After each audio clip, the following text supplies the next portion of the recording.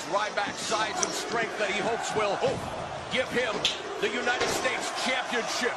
Oh, Ryback, he's almost brainwashed himself to believe that a guy looks the way he does. 6'3", 6% body fat. That nice monkey flip following that leapfrog. Oh, Tope Suicida hits its target. And there's the advantage of the United States champion, Kalisto. Ryback, an athlete throughout his life, excelled at baseball and football in high school. But look at this. He's not going to suplex him to the outside.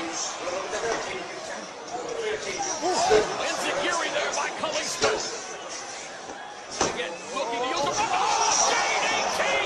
Right to face first. Mamma mia! Ryback might have come down on that shoulder. Wow! Kalisto! Springboard, cross body! Hooks the leg! Only a one count. Oh, there's that! Corkscrew! And again, barely a 2 count as Ryback powers out. Oh, shit!